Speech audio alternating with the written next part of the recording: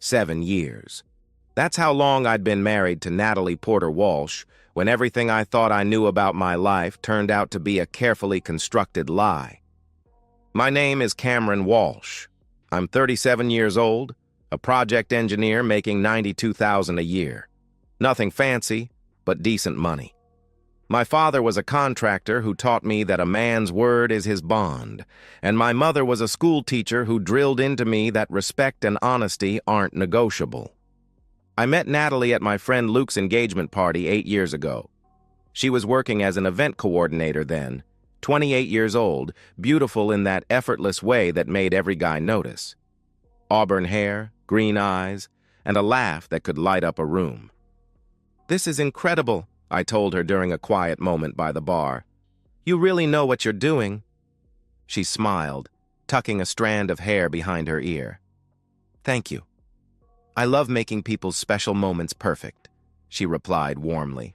That conversation led to dinner, then another.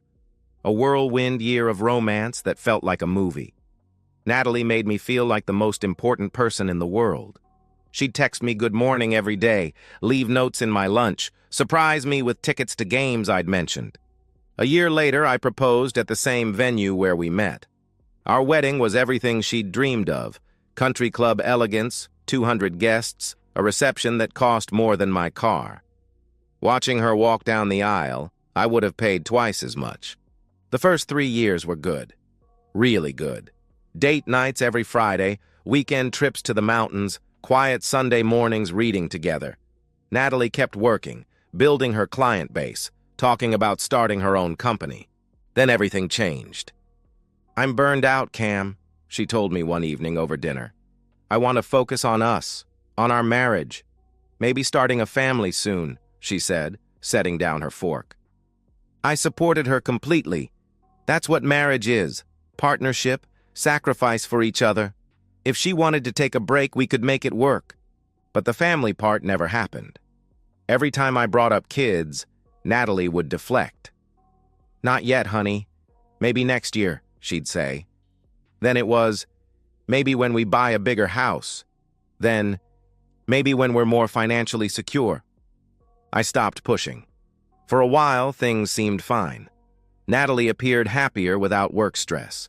She took up cooking, redecorated, spent time with friends. But slowly, things started shifting. 6 months ago, Natalie announced she wanted to join Platinum Fitness, an upscale gym costing $300 monthly. "I want to get in better shape," she explained enthusiastically. "This place has the best trainers, great facilities." I encouraged her completely. And at first it worked. She came home energized, glowing, talking about workouts with genuine enthusiasm. But then other things changed. She began spending more time with friends from the gym. These mysterious workout buddies I never met. She'd come home smelling like expensive perfume I hadn't bought, wearing workout clothes that looked more like fashion statements. Her phone habits changed too. She'd check it constantly, smiling at messages in a way that made my stomach twist. When I'd ask who was texting, she'd give vague answers. "Just the girls planning workouts," she'd reply dismissively. Or, "Someone sharing a funny meme." The smile she gave those messages. It wasn't the smile she gave me anymore. Then came the vacation idea. "We haven't taken a real vacation in forever," she said one March evening, curling up beside me on the couch. "What about Maui? That resort your coworker Brad mentioned?" she suggested excitedly. "I love it," I responded immediately. "Just the two of us?" "Well, what about asking Jade to come?" she asked hesitantly. "She's been going through a rough patch since her breakup. Sister time might be good." Jade is Natalie's younger sister, 32, recently divorced, works in marketing. If having her along made Natalie happy, I was game. "Sure," I agreed. "The more the merrier." I spent 2 weeks planning everything. Sunset Bay Resort, 3 rooms for a week, flights, rental car, $8,000 total. But seeing Natalie's excitement made it worthwhile. She researched spa treatments, restaurants, excursions with more animation than I'd seen in months. The night before leaving, I watched her pack. New clothes I'd never seen, designer sundresses, expensive swimwear, perfumes from brands I couldn't pronounce. "I've been saving my own money for vacation shopping," she laughed when I asked about the expensive items. "A girl's got to look good in paradise, right?" she added playfully. Her own money. From what? She hadn't worked in 4 years, but I didn't push. On the plane to Maui, I noticed something troubling. Natalie was texting someone, smiling that private smile. When I leaned over casually, she tilted the phone away from me. "Who are you texting?" I asked casually. She quickly locked the screen. "Just Jade, confirming spa times," she replied without looking at me. But Jade was sitting right next to us, asleep for the last hour. As our plane descended toward Maui, I should have trusted that instinct, should have confronted her right there, demanded real answers instead of convenient lies. But I chose trust over suspicion, hope over evidence. It was the last naive decision I would ever make. The first morning in paradise, I woke at dawn and decided on a beach run before anyone else stirred. The resort was stunning. Palm trees swaying in ocean breeze, pristine sand stretching endlessly, waves creating perfect natural music. I ran for an hour, feeling optimistic about the week ahead. This was what Natalie and I needed. Time away from routines, from whatever invisible tension had been building between us. Returning to our room sweaty and energized, I expected to find Natalie asleep. Instead, she stood before the mirror, fully dressed, makeup applied perfectly, hair styled like she was heading to a photo shoot. She wore a sundress I'd never seen, designer, expensive, coral-colored that made her skin glow. Her makeup was flawless, not casual vacation style, but something more deliberate, more seductive. "You're up early," I said, grabbing a towel from the bathroom. "Jade and I have spa appointments," she replied without turning around. "We want to get there right when they open." "Sounds perfect." "Mind if I tag along for breakfast first?" I offered. "Actually," she finally turned, her smile bright but forced. "We're grabbing something light at the spa. You should just relax by the pool. Read that book. This is your vacation too, babe," she said dismissively. Something in her tone felt like polite dismissal, like she was getting rid of me. But maybe I was reading too much into sister time. "Sure," I agreed. "See you for lunch?" "Definitely."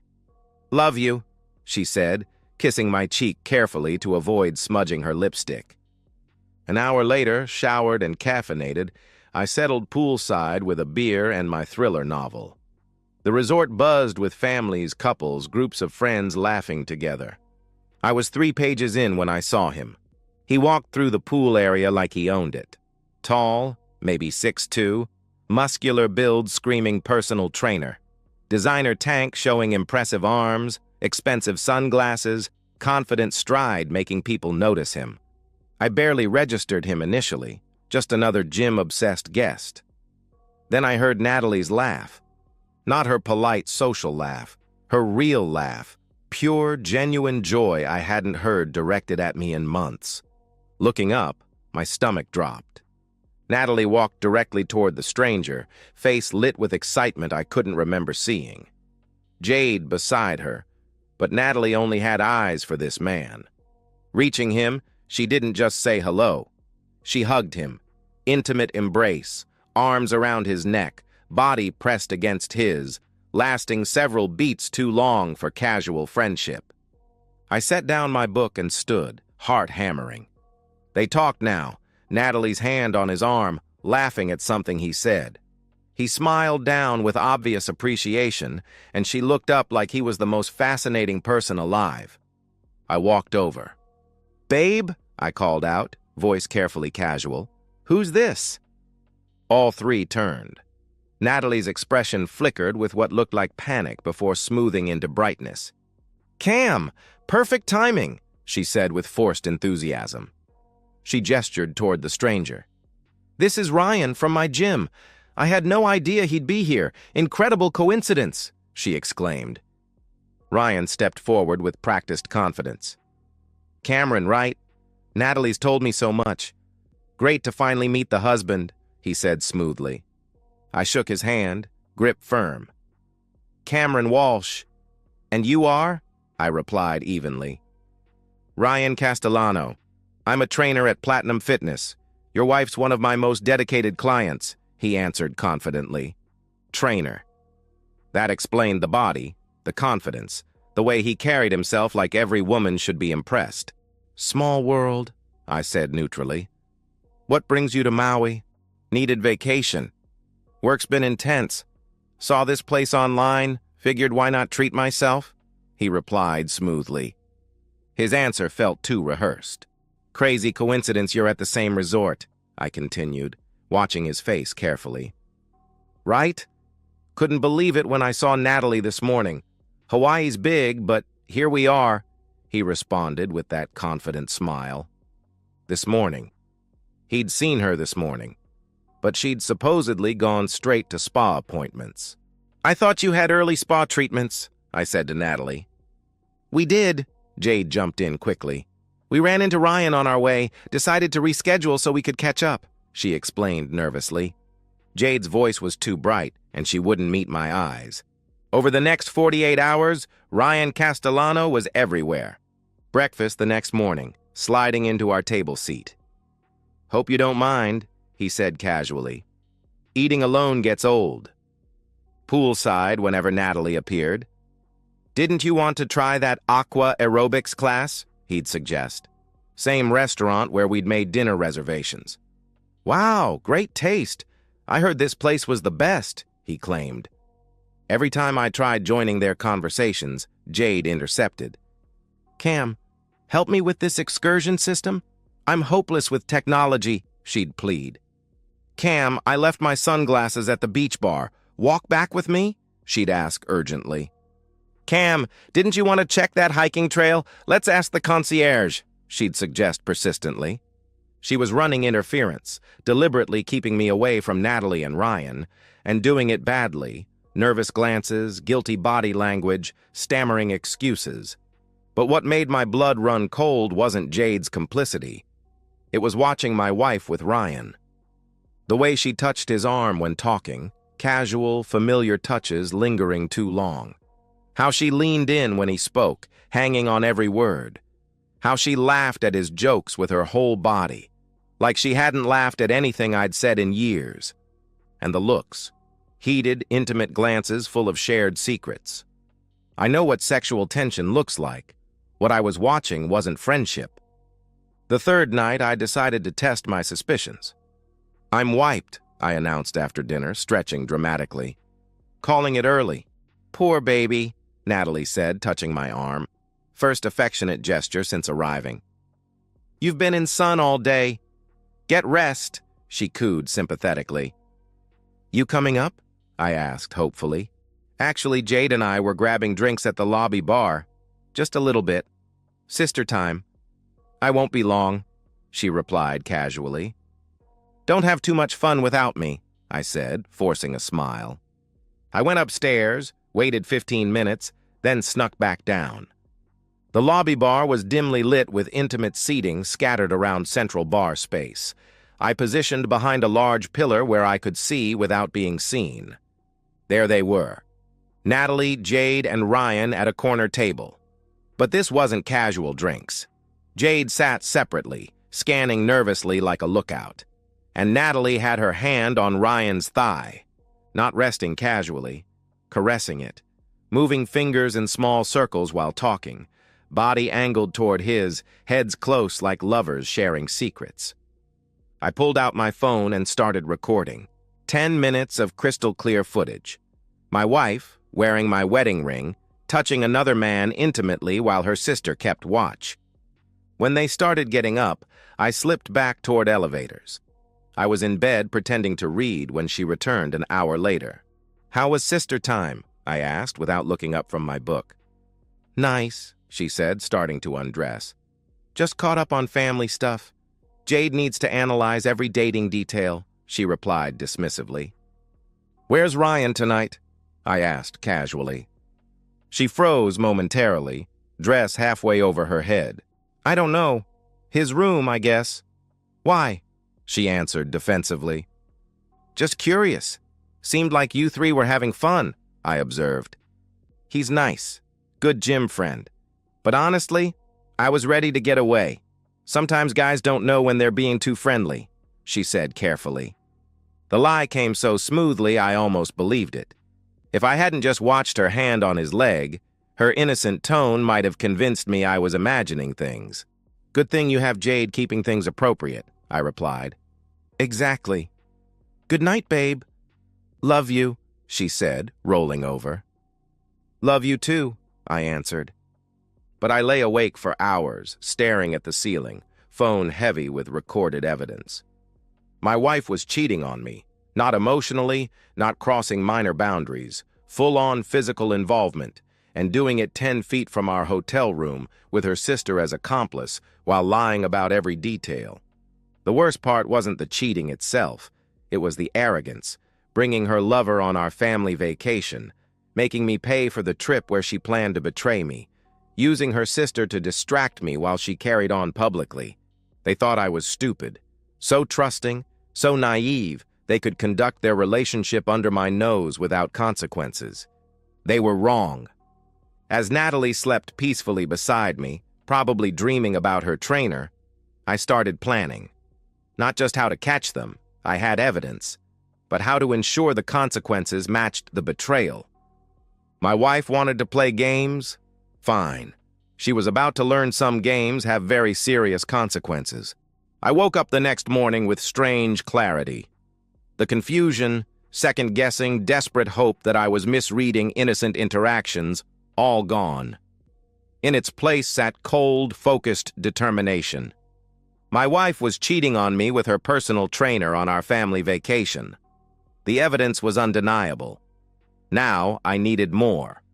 Not just proof for my peace of mind, but evidence so comprehensive, so irrefutable, that when this crashed down, Natalie could never gaslight me, never claim misunderstanding, never spin this to friends and family. I needed her caught dead to rights, with zero possibility of denial. I became a ghost in my own vacation, present but watching, participating but calculating. At breakfast, I smiled when Ryan joined uninvited. I made small talk about his workout routine, asked interested questions about training philosophy, played the friendly, oblivious husband perfectly. You know what? I said, buttering toast casually. I should probably start working out more seriously.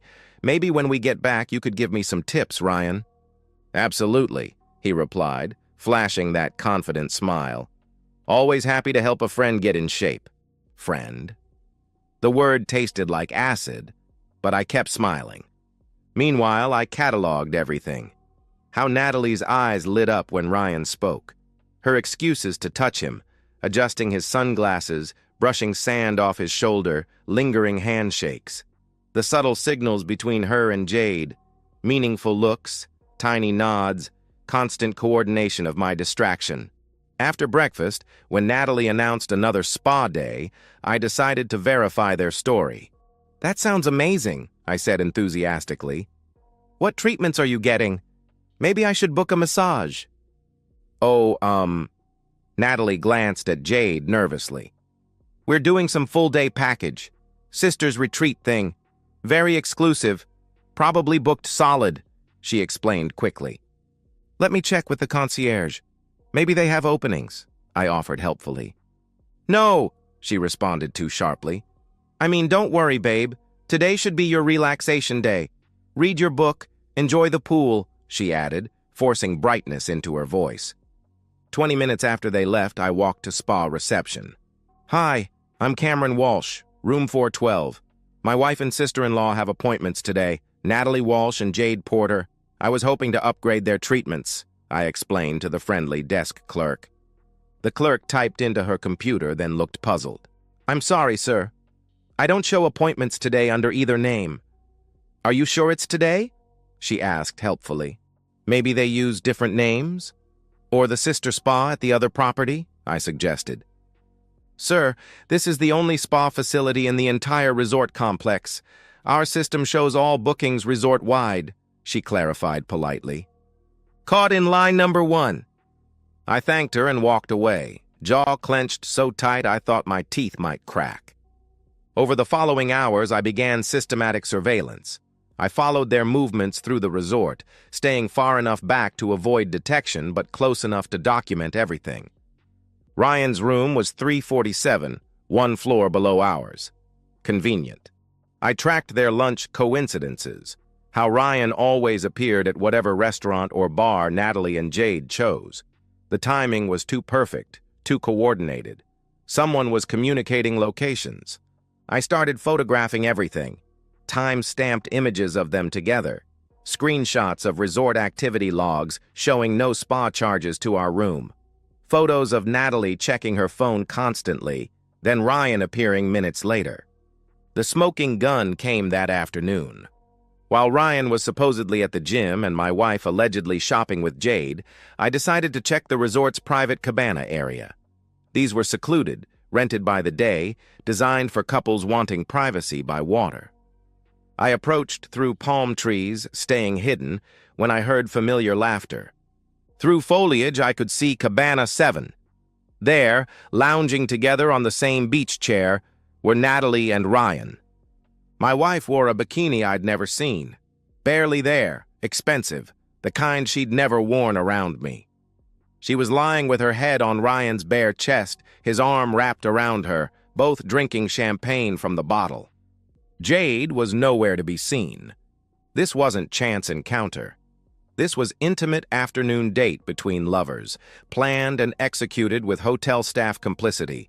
Someone rented that cabana, someone delivered champagne.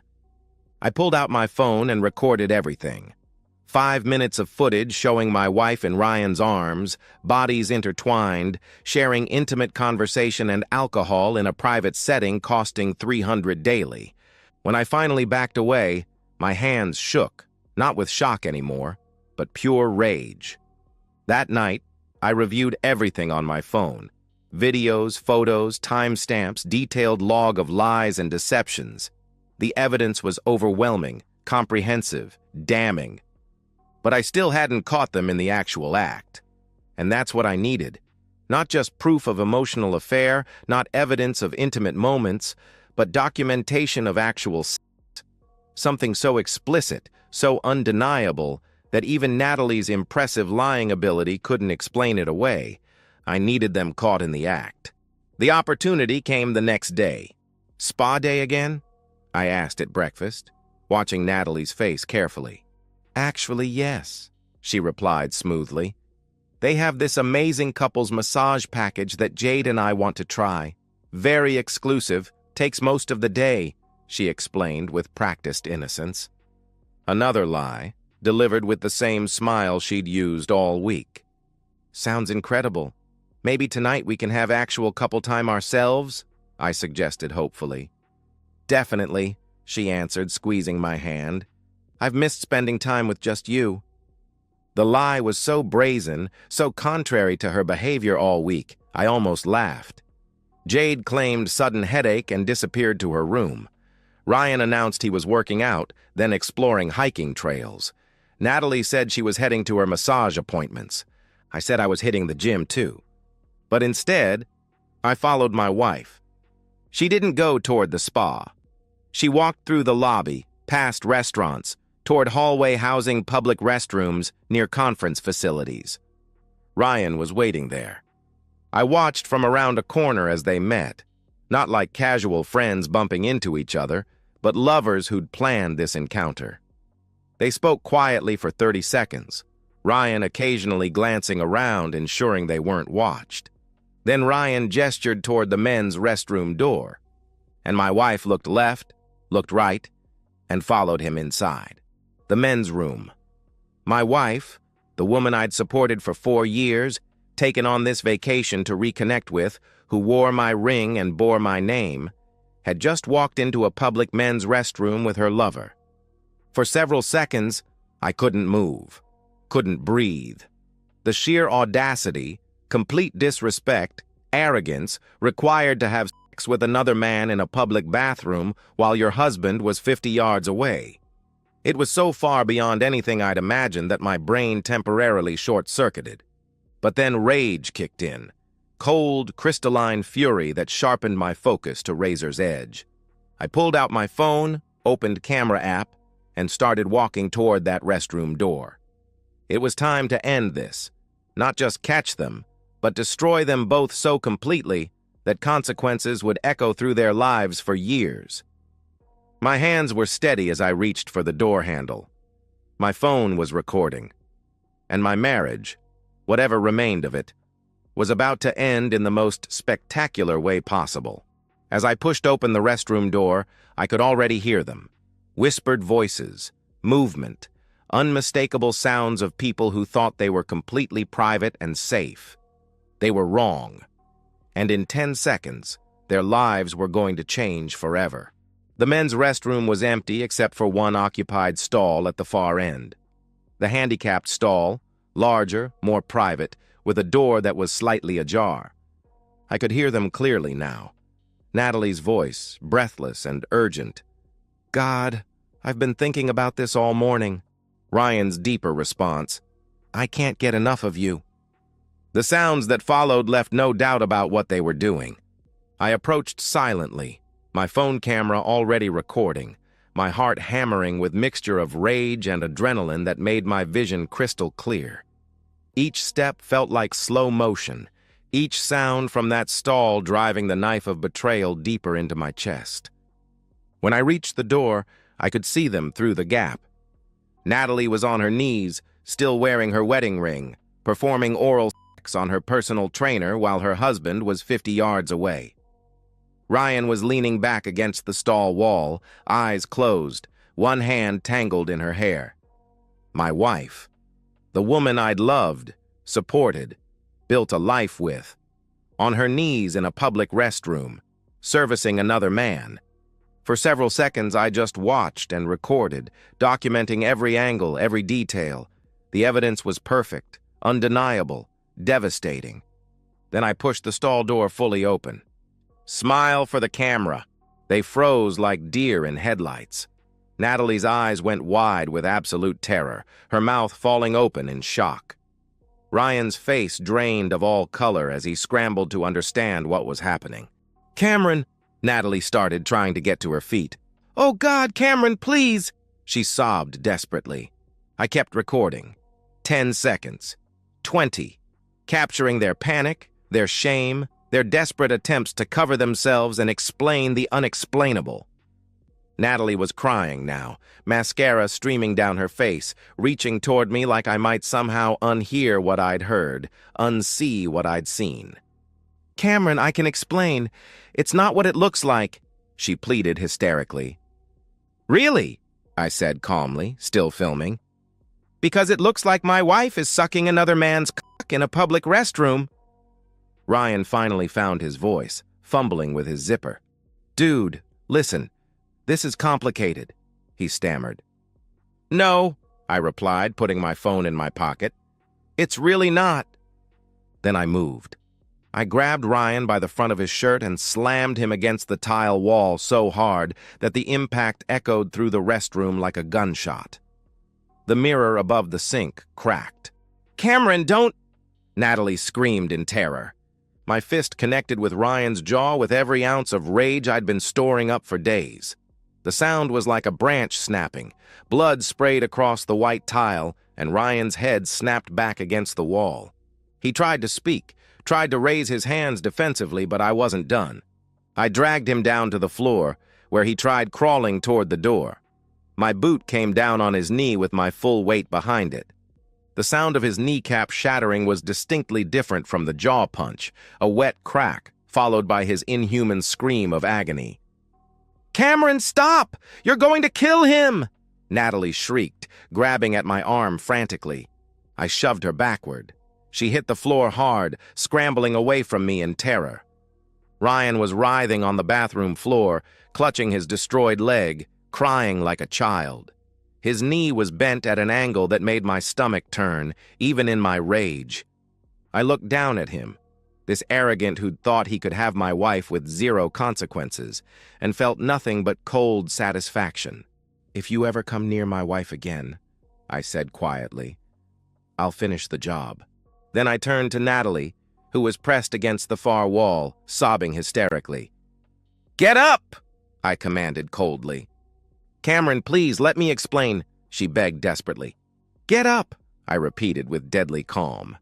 She struggled to her feet, shaking violently, makeup completely destroyed, looking exactly like what she was, a cheating witch caught in the act. I grabbed her arm and dragged her toward the door, then shoved both of them out into the hallway. The hallway was packed with guests returning from afternoon activities. Families with children, elderly couples, groups of friends chatting about dinner plans. The elevator had just opened, disgorging a dozen more people. Everyone turned at the commotion. Natalie stumbled out of the men's restroom first.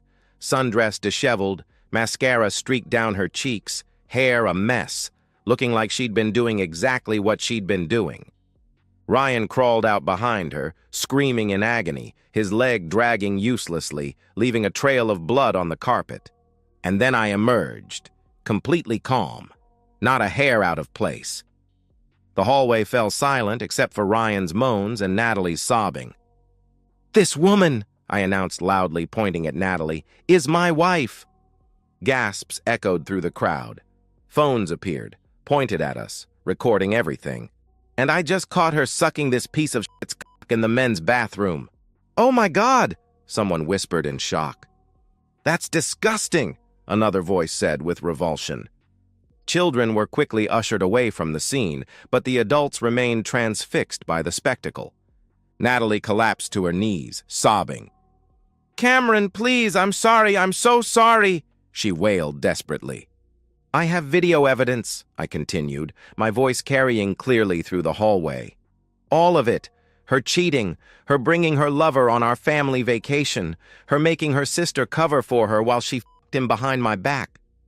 The crowd's murmurs grew louder. I could see the judgment in their faces, the disgust, the way they were looking at Natalie like she was something they'd scrape off their shoes. "Someone call security!" a man's voice shouted urgently. "Call 911!" added a woman frantically. "That man needs medical attention!" Ryan was still writhing on the floor, his destroyed leg twisted at an impossible angle, blood pooling beneath him. I looked down at my wife one final time. She was kneeling on the resort carpet, completely broken, her reputation destroyed in front of dozens of witnesses who would remember this scene for the rest of their lives. "You're done," I told her quietly. "Pack your stuff. Our marriage is over." Then I walked away through the shocked crowd, past the gathering security guards, straight to the elevator. Behind me, Natalie's wails echoed through the resort hallway. Hotel staff was rushing to help Ryan, guests were calling for medical assistance, and the whole scene was being recorded by multiple phones. By the time I reached our room, I could already hear sirens approaching. I sat on the bed, pulled out my laptop, and began typing an email to my divorce attorney. Need divorce proceedings started immediately. Evidence attached. I uploaded the bathroom video, the poolside recordings, the timestamps of lies, everything I'd documented over the past week. Then I hit send. Within 2 hours, Ryan was airlifted to a Maui hospital for emergency surgery on his shattered patella. The doctors said he'd walk with a permanent limp, assuming the surgery was successful. Natalie was escorted to her room by security and informed she'd be removed from the property first thing in the morning. Hotel management reviewed their security footage and found multiple instances of her and Ryan in compromising positions around the resort. Jade appeared at my door around sunset, pale and shaking. "Cameron, I'm so sorry," she started tearfully. I didn't let her finish. "You knew from day one. You helped her. You watched me like a babysitter while she met with her lover. We're done," I said coldly. I closed the door in her face. By evening, the video had circulated among resort guests.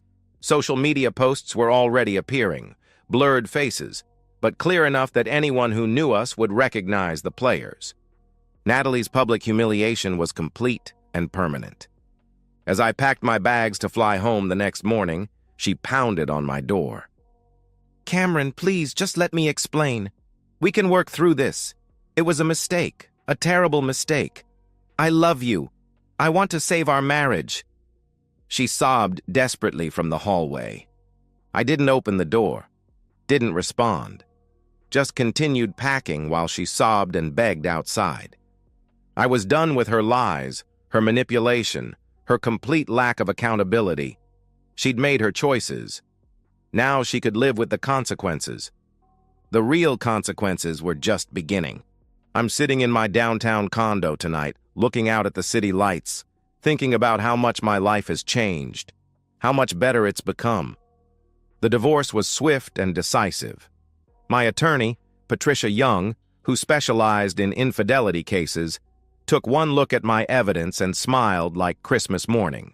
"This is the most comprehensive documentation of adultery I've seen in 20 years, she said confidently. "Your wife is going to get destroyed." She was right. Under our state's laws, proven infidelity significantly impacts asset division. The video evidence, witness testimony from resort staff, and my documented timeline made Natalie's case hopeless. Her overworked public defender tried arguing for reconciliation, temporary insanity, emotional distress. Patricia demolished every argument. I got the house, which I immediately sold. Our entire joint savings account. My retirement funds remained untouched. Even Natalie's car, purchased with my income while she was unemployed, became mine. Natalie walked away with nothing except her personal belongings and permanent shame. The social consequences were perhaps more devastating than financial ones. Her parents, conservative Catholics who'd treated me like the son they never had, watched the video. They disowned her immediately. "You are no longer our daughter," her father wrote in a text she accidentally sent to me instead of Jade. "You've disgraced our family and betrayed a good man," the message continued harshly. Her circle of gym wives and socialites evaporated overnight. These women, who'd apparently known about Ryan all along, distanced themselves the moment the scandal went public. Cheating privately was one thing, but getting caught on video in a men's restroom was social suicide. Natalie moved into a studio apartment in a rough part of town. She got a job waiting tables at a chain restaurant, her first employment in 4 years. Her gym membership was canceled, credit cards maxed out, Instagram account went silent. Jade tried reconciling multiple times. Texts, calls, showing up at my office. "I'm so sorry," she pleaded in voicemails I never returned. "I didn't know it would go this far. She's my sister. I felt like I had to help her. Can we please talk?" she begged desperately. I blocked her number, blocked her on social media. When she showed up at my workplace, security escorted her out. She chose her side in Maui. Now she lives with those consequences. Ryan's consequences were most severe. His shattered kneecap required 3 surgeries, metal pins, 8 months of rehabilitation. The leg never healed properly. He walks with permanent limp now, experiences chronic pain-limiting physical activity. All his training clients dropped him once the scandal broke. Several women came forward saying he'd made inappropriate advances during sessions. The gym fired him and banned him from premises. His social media fitness empire, 60,000 Instagram followers, sponsorship deals, collapsed overnight. He's working part-time at a supplement store now, drives a used Honda, lives in a 1-bedroom apartment. His dreams of opening his own gym are permanently dead. Ryan tried pressing assault charges against me. Patricia argued extreme emotional distress and provocation. Combined with Ryan's public indecency charges from the resort, prosecutors dropped the charges. "Your client caught his wife performing oral sex on this man in a public restroom," Patricia told the prosecutor firmly. "Any reasonable person would have responded with violence. My client showed remarkable restraint by only breaking 1 bone," she argued convincingly. "The Sunset Bay Resort banned both Natalie and Ryan for life. They sent me formal apology and full refund, plus complimentary future stays. People ask if I regret my actions that day. The violence, the public humiliation. My answer is always the same. In that moment, I wasn't thinking about lawsuits or optics. I was thinking about dignity, about making sure there were real consequences for disrespect. Could I have handled it differently? Maybe. Do I regret making sure the truth came out? Absolutely not, I reply honestly. I sleep better now than I have in years. I wake up knowing exactly where I stand, exactly who I can trust. I've started dating again. Nothing serious yet. It's refreshing meeting women who work, who contribute, who don't see marriage as a free meal ticket with benefits. I'm in the best shape of my life, joined a different gym, and discovered I actually enjoy working out when it's not a reminder of betrayal. I travel more now. Weekend trips to places Natalie would never go, hiking trails, fishing expeditions, sports events with buddies. I'm rediscovering interests I'd abandoned during marriage. On quiet nights, I reflect on what went wrong, what signs I missed, whether the marriage was salvageable at some point. But I've reached a conclusion that brings peace. Natalie didn't cheat because I failed as a husband. She cheated because she felt entitled to have everything, a provider husband and an exciting affair, and thought she was smart enough to get away with it. Some people are fundamentally selfish. No amount of love or support will change them. They'll take everything you offer and still want more, believing they deserve better while giving nothing in return. Natalie was one of those people. I'm grateful to have learned that truth now, at 37, rather than after 20 years and kids caught in crossfire. I close my laptop, finish my whiskey, look out at the city lights. Tomorrow I'm meeting Sarah for lunch, an architect with her own firm who splits every check without being asked. We're taking it slow, building friendship first. Life's too short to waste on people who don't value you. I learned that lesson the hard way, but I learned it completely. To anyone reading this, protect yourself, document everything, and never let anyone convince you that you deserve disrespect. I walked away with my dignity intact. That's worth more than any marriage could have been.